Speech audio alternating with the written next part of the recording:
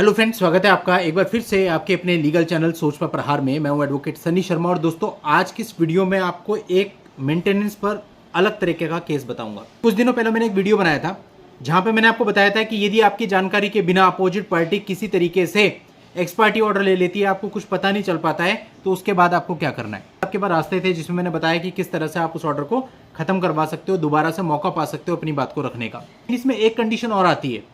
इस कंडीशन पे जनरली बहुत कम वीडियोज आपको मिलेंगे और इस कंडीशन पर ध्यान भी बहुत कम जाता है। अभी रिसेंटली मेरे पास एक ऐसा मामला आया 125 सीआरपीसी में, आपके साथ ऐसा भी हो सकता है। अगर ऐसा हो गया तो फिर क्या करना है वो हम इस वीडियो में जानेंगे और साथ ही आपको पता चलेगा कि आपके साथ ऐसा भी हो सकता है।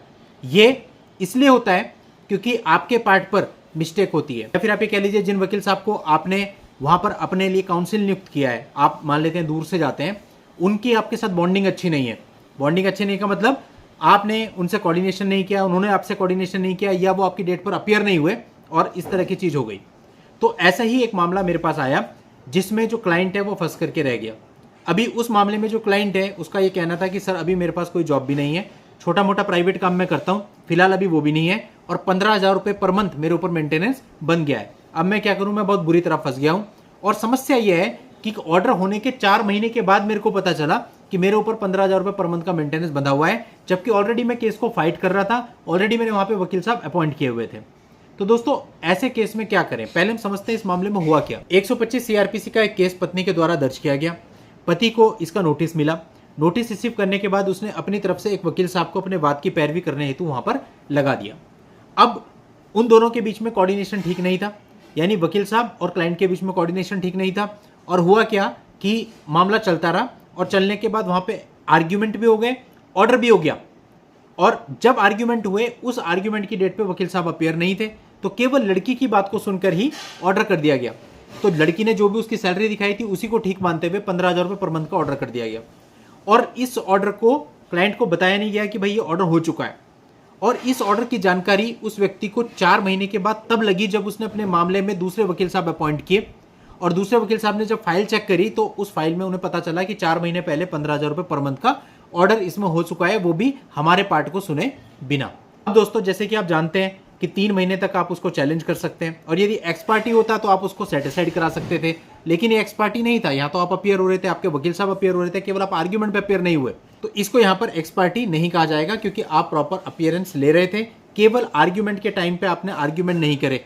तो दोस्तों ये एक्स पार्टी ऑर्डर तो नहीं कहलाएगा, क्योंकि इसमें आप अपीयर भी थे, आपके वकील साहब भी अपीयर थे और प्रॉपर डेट्स पे आप लोग जा रहे थे। अब ऐसे केस में सेटिस्फाइड तो ये होगा नहीं, यानी एक ही तरीका रह गया कि इस ऑर्डर को आपको चैलेंज करना पड़ेगा।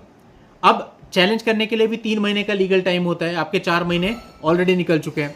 देखिए अगर आपके साथ भी ऐसी स्थिति बन चुकी है तो आपके पास ऐसे मामले में सिर्फ एक ही रास्ता रहता है कि अगर फैमिली कोर्ट में आपका एक केस चल रहा है तो आप इसको हाई कोर्ट में तुरंत के तुरंत चैलेंज करें, क्योंकि दूसरा रास्ता है ही नहीं। अब अगर आप इसको हाई कोर्ट में चैलेंज करेंगे तो टाइम लिमिट 3 महीने निकल चुकी है, लेकिन फिर भी आपको घबराने की जरूरत नहीं है। आप चैलेंज कर सकते हैं, लिमिटेशन एक्ट का सेक्शन 5 आपको इसकी इजाजत देता है, यानी सेक्शन 5 ऑफ लिमिटेशन एक्ट में आप एक एप्लीकेशन हाई कोर्ट में लगाएंगे, पहले वो अलाउ होगी, उसके बाद आपकी पिटीशन एक्सेप्ट होगी। और अगर आप कोई जेन्युइन रीजन बताते हैं तो 1 महीने का जो टाइम लिमिट है वो माफ की जा सकती है। जो टाइम बार्ड आपका हुआ है 1 महीने से, 1 महीने की जो देरी आपके पार्ट पे हुई है वो माफ की जा सकती है, आपकी पिटीशन अभी भी एक्सेप्ट हो सकती है। लेकिन आप जितना और लेट करते चले जाओगे आपके लिए हाई कोर्ट में एक्सेप्ट कराना उतना ही ज्यादा मुश्किल हो जाएगा। तो जैसे ही आपको ये सब चीजें पता चलती है तो डिप्रेस ना होकर के फटाफट इसको चैलेंज कीजिए। हाई कोर्ट में पूरी बात को बताइए कि हमारे पार्ट को सुना नहीं गया, लड़की ने जो बोला था उसी बात को सत्य मानते हुए ऑर्डर हुआ है, और आपको मौका दिया जाए अपने आर्ग्यूमेंट रखने का। लोअर कोर्ट को डायरेक्शन दी जाए कि आपके आर्ग्यूमेंट सुनने के बाद, आपका पार्ट सुनने के बाद तब इसमें दोबारा फ्रेश फैसला लें। तो ऐसे में हाई कोर्ट ये ऑर्डर कर सकता है। अब बात आती है एरियर की कि 15,000 रुपये के हिसाब से आपका जितना अब तक एरियर बन चुका है, डेफिनेटली हाई कोर्ट इसका एक पर्टिकुलर पार्ट आपको देने के लिए बोलेगा, या कोई और कंडीशन आपके ऊपर इंपोज करेगा। अगर हाई कोर्ट कहता है कि 50% पार्ट दो तो आप उसे निगोशिएट करके 25% पे ला सकते हो, लेकिन वो 25% अमाउंट जो आप दोगे, जमा कराओगे मेंटेनेंस का, अगर आगे जाकर के आपका मेंटेनेंस 15,000 से 5,000 हो जाता है तो जितना पैसा आपने दिया है वो सब एडजस्ट होगा अकॉर्डिंग टू 5,000, यानी जितना भी पैसा दिया है वो आपका वेस्ट नहीं होगा, वो सब काउंट होगा। तो इसलिए कोई प्रॉब्लम की बात नहीं है, आपको इसे तुरंत हाई कोर्ट में चैलेंज करना है और इस ऑर्डर को, जो गलत ऑर्डर हुआ है, इस पर डायरेक्शन लेने की कोशिश करनी है। इसका एक मात्र तरीका है। तो चलिए दोस्तों, आज के इस वीडियो में इतना ही। नेक्स्ट वीडियो में नई जानकारी के साथ मैं आपसे फिर मिलता हूँ।